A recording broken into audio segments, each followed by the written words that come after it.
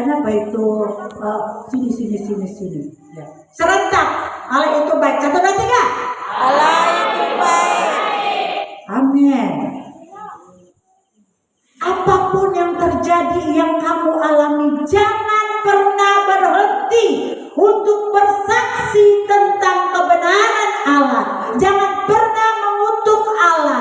Jangan pernah mengutuk sesama. Jangan pernah mengutuk diri sendiri, menyesali diri sendiri.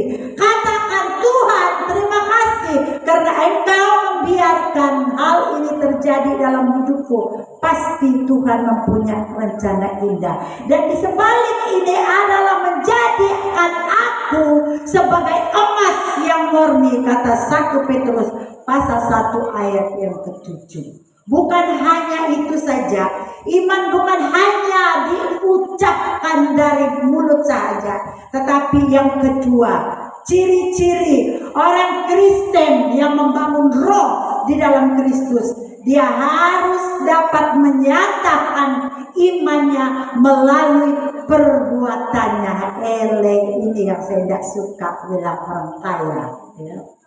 Hal ini yang saya tidak suka. Dia bilang, saya percaya dengan apa yang bilang dia dari Tuhan Yesus. Dari kecil saya sudah dididik, aku tahu semua itu, aku sudah buat semua itu, dia bilang. Tatkala Yesus katakan, kalau begitu anak muda, pulanglah dan juallah milikmu, bagikanlah itu kepada orang miskin.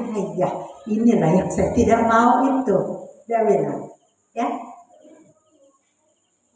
Orang Kristen, ya, untuk bercakap tentang kebenaran ini, oke, saya percaya luas, lincah.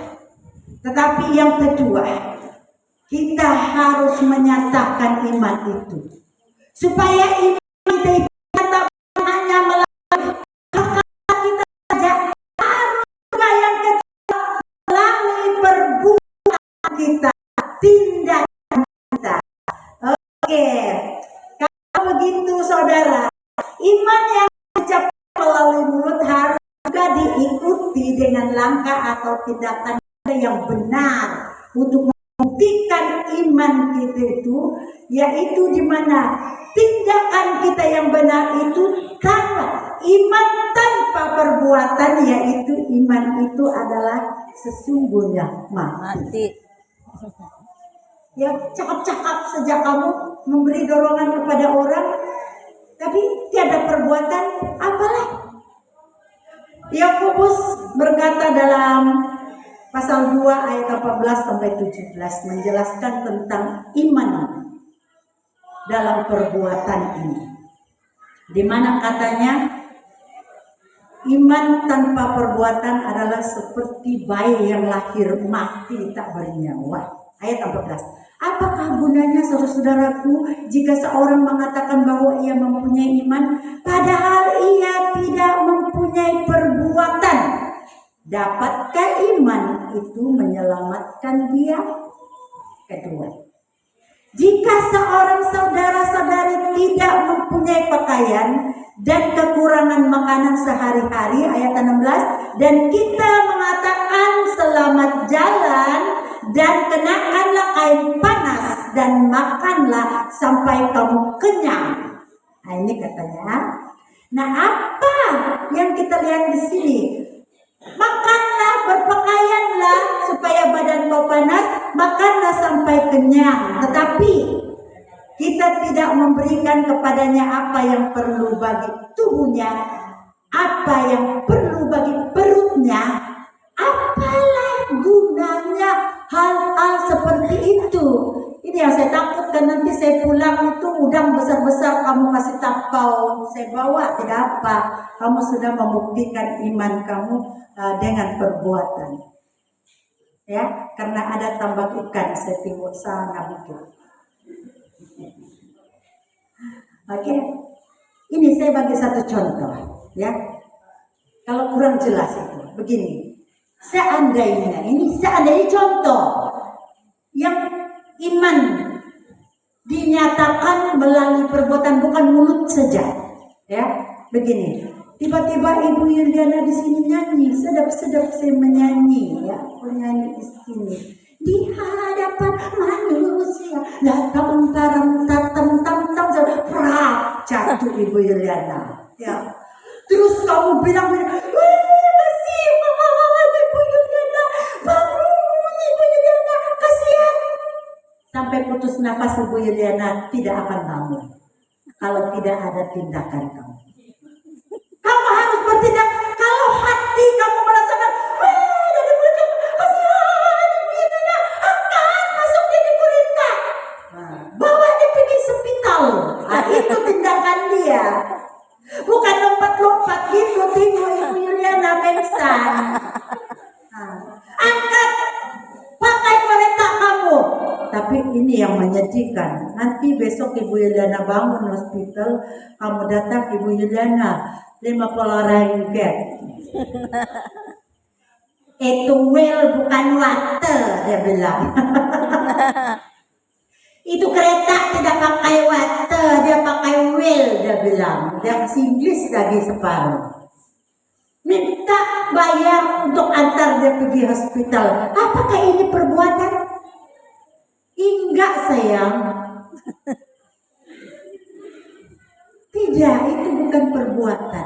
Kalau perbuatan iman yang berbuat, iman yang memberi itu adalah tatkala kita mengangkat Ibu Yuliana antar hospital, kasih belanja Ibu Yuliana makan oren, makan apple, makan buah anggur, makan pepaya, makan buah pisang, makan segala makanan.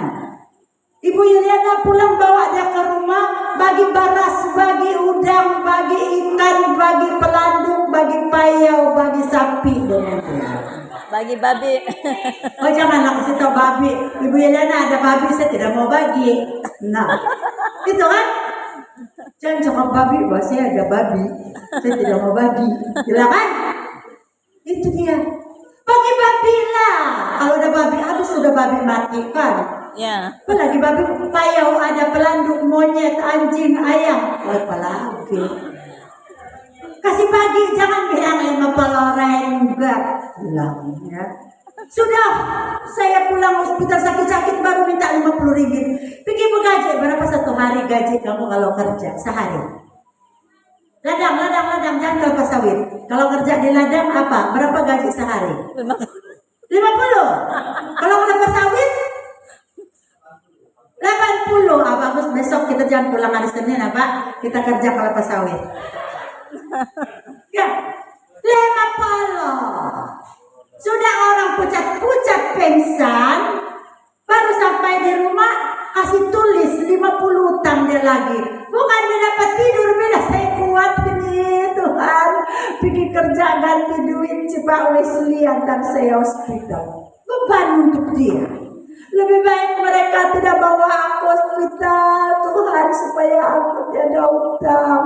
Bayangkan